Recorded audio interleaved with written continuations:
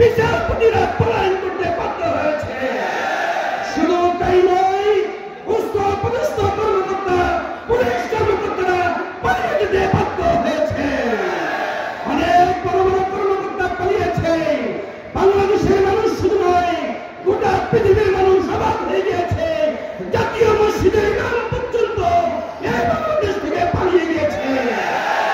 আমরা পরিষ্কার করে বলতে চাই যে এই বাংলাদেশে অভ্যুত্থান হয়েছে, বিপ্লব হয়েছে, যেখানে 300 সংসদ সদস্য পালিয়েছে, জাতীয় মসজিদের ইমাম পালিয়েছে, পুলিশের বড় বড় কর্মকর্তা পালিয়েছে, সেখানে বাংলাদেশ আওয়ামী লীগের তৈরি করা বৈধ আইনকে আমরা মানি না।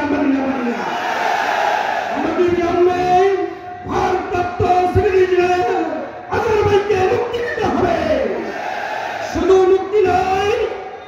মুক্তি নয়, তাকে যে পরিমাণ নির্যাতন নিপীড়ন করা হয়েছে তার সুনির্দিষ্ট ক্ষতিপূরণ দিয়ে অবশ্যই তাকে মুক্তি দিতে হবে।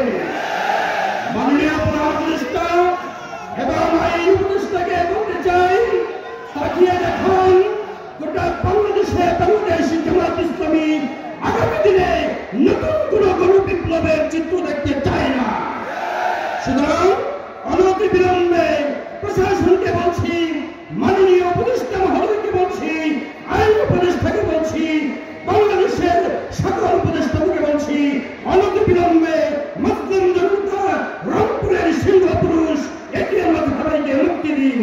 নইলে বাংলাদেশ জামায়াত ইসলামী কেন্দ্রীয় কর্মসূচির আলোকে লালমনিরহাট জেলার তীব্রভাবে আগামী দিন আন্দোলন করে তুলে আপনাদের আমাদের প্রিয় নেতা এটিএম আজহারুল ইসলাম ভাইকে মুক্ত করবে ইনশাআল্লাহ। আল্লাহ হাফেজ। বাংলাদেশ জিন্দাবাদ, বাংলাদেশ জামায়াত ইসলামী জিন্দাবাদ, বাংলাদেশ ফাঁসিবাদী নিপাত নতুন একটি সোনালী সূর্য উদিত হোক। আল্লাহ হাফেজ। সম্মানিত ভাইরা আমার, দক্ষিণ এশিয়ার সবচেয়ে সুশৃঙ্খল